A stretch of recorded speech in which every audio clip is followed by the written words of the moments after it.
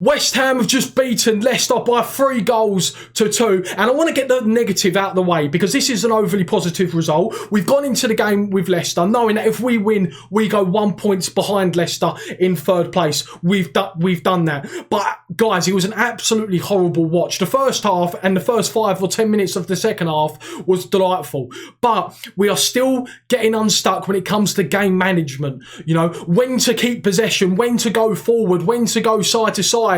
And Masuaku in that second half was an absolute liability. The perfect example of knowing when to keep the ball or when just to clip the ball into the channel for a forward to go on. Masuaku, whilst he's very good in getting out of tight situations, he then, for some reason, the ball was passed to him, and instead of just opening up, there's a Leicester City player pressing him, open up, play the ball down the line, let someone, like an attacker, whether it was Lingard, Bowen or Fornals, gamble on the fact that you're going to put it in space. He's decided to try and pass it backwards, and I don't even think he passed it backwards, because I think the Leicester City player actually nicked the ball off him, and it ended up going to Iñárritu, who puts it in the top corner.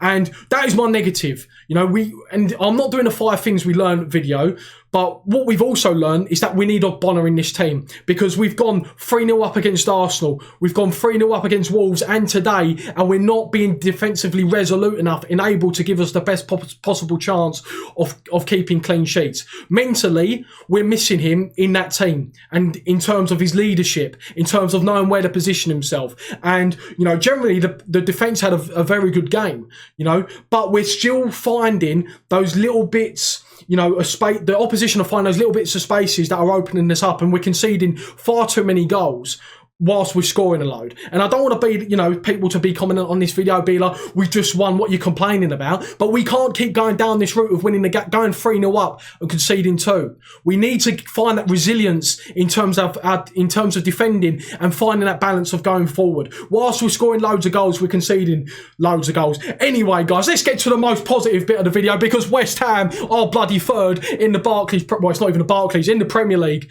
And this was a huge result, because I've always said that if we can pick up a result against Leicester or Chelsea, and whilst, you know, there was teams around us, Liverpool had won, you know, Tottenham were playing Manchester United, Chelsea had won, you know, you expect those teams to still pick up points because of the calibre of team they are. All of us around here are going to be dropping points. But for us to pick up points in the games that we're least likely to, like the teams of the Leicester at home, with, you know, Chelsea that we still got to play. If we can keep plugging away and picking up results, or if we avoid defeat against Chelsea, we've got a fantastic chance against the teams like we've still got to play Burnley, West Brom, you know, Newcastle. We've got a fantastic chance of winning top 4, and that result is huge. Let's talk about Jesse Lingard, because he did score the first goal of the game, and what a goal it was. Yes, there might have been an element of luck, because, you know, it looked like an awkward finish. Soufal getting the ball, he pulls the ball back, and, you know, he's hit it on the half volley or full volley, and the curl of the ball is hit the floor. The curl of the ball stuck it in the bottom corner, and Jesse Lingard again was absolutely fantastic in the way we went forward. I thought he was brilliant today. Of course, it's a fantastic goal, but everything off the ball, trying to win the ball back in, you know, as high up as he can, trying to put, you know, and disgruntle those Leicester City backline. What a performance. And we've got to pay the money. You know, West Ham are, in my opinion, and Jesse Lingard, is huge. Jesse Lingard, if he wants to sign permanently for West Ham, he needs to tell Man United he's not signing a new contract. If he does that, United haven't got a foot to stand on in order to demand 40 million or 35 million, because no one's going to pay that if he's got a year left on his contract. So if he wants to join West Ham, don't sign the bloody damn contract. West Ham will hopefully pick him up for, I think, around about 20, 25 mil. That's probably things all fair, all considered. Now, Jarrod Bowen, absolutely fantastic, I thought, as well. He worked his bollocks off and he scored a fantastic goal. Again, we've spoke about numerous times this season about in terms of key decisions, you know, in terms of making the right pass at the right time. You know, we spoke about when we lost 2-1 at Anfield, with Fornals not pouring it back for Bowen for a tap-in, you know, making the right decision at the right times. And our forward line and Jarrod Bowen have been huge in terms of not actually doing that correctly.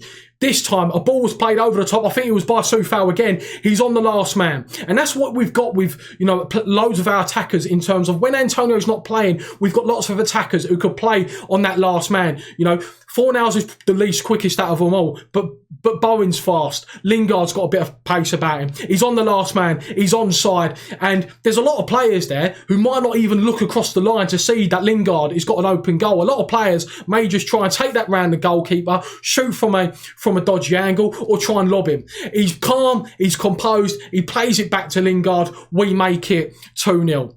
And it's a fantastic goal in terms of, we know Leicester City, they're a team that like to press. And what that means is they like to play a high line. And when they play a high line, it leaves a load of space in behind. And that's what Joe Bowen exploited. The space in behind, we score from it. And to be fair, we played very, very well. I can't remember Jamie Vardy's name, apart from the ball that got clipped in behind and, you know, he was offside and Dawson brought him down, or he come from the blind side of Dawson. He fell. I think it might have been a free kick anyway, because it looked like the initial contact was on the edge of the box. But you couldn't hear Jamie Vardy be in this game. The one that was sort of linking the defence to the attack was Iniacho. He was the attacker. He was dropping deep to try and receive the ball. And I thought Mark Noble today. Mark Noble was brilliant. And, you know, he has come under not so stick, but it's also come under concerns because, you know, he had a fantastic game against Wolves, but because of his age, can he do this for a consistent period of time? Due to the fact that we don't know how long Declan Rice is going to be injured. It might be 4 weeks, it might be 6 weeks.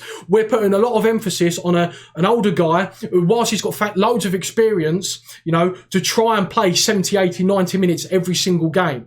And you know, I think it was 3-1 at the time, but he put his body on the line on a Yuri Tillerman shot on the edge of the box. It was fantastic, which was the block that he made, which resulted in his, you know, his arm injury that he had to be brought off. And I was very surprised with David Moyes' substitution there because, you know, you would think that whilst Ben Johnson has more experience, is he really a central midfielder? I think maybe David Moyes just told Ben Johnson, you know what, just plug a bit of space. Just try and stop the ball being played from the defender into Iniacho, because Iniacho was the one that was linking the midfield, dropping deep and the attack. However, you know, I'm speechless, really. I'm speechless because as much as we've won this game, it's awful to watch at times. Not because of the fact we play awful football, because we just cave in. We just seem to cave in lately. Like, we're 3-0 up, we concede 1, we concede 2. But anyway, Mark Noble, fantastic. Fornals played very well. Dawson, I think, played a lot better. You know, Dawson had come off the back of a couple of own goals, not so great performances. And of course, when he's got the likes of Ogbonna next to him, he's going to play better because Ogbonna's probably our best centre-half. Well, he is our best centre-half.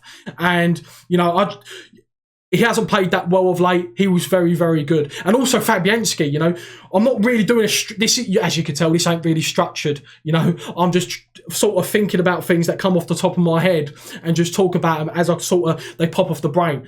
But I remember, you know, Balbuena made a mistake in terms of he likes to do this, Balbuena. When a ball's played with a striker, he always gets the itch to go and attack that striker and try and nick the ball off them. But what happens is if that attacker plays the ball round the corner, there's a load of space, and exactly what happened. And Ricardo Pereira was through 1-on-1, and Fabianski gets down, he gets the slightest of touch, but it's enough to get, you know, to put Ricardo Pereira off, not to give a penalty. And again, that was pivotal because that's 3-2, because at the time I think it's 3-1. And that is huge from Fabianski. So Fabianski did absolutely unreal. Cresswell gets injured after trying to head the ball away. But we need to, as a team, know when to keep the ball, when to sort of manage the game, and when to put the bloody ball into the corner, because that's what essentially cost us in the first goal, you know. And we need to get these out of our game because we're coming to a pivotal time in the season where it's business, you know. It's more results than performances. And whilst we played very well in the first half, you know, we can't keep making these individual errors.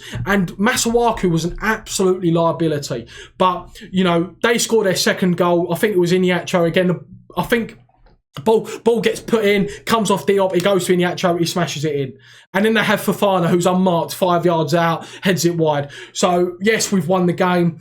I think I've covered everything. Lingard's obviously first goal, his second goal. Bowen's very nice finish from about 7 or 8 yards out. Mark Noble played fantastic. It's a win for West Ham. We are indeed fourth in the Premier League, a point off third. And hopefully now Manchester United will go and beat Tottenham because it's 4:15. Hit the subscribe button for more West Ham videos and I'll catch you next time. See you later.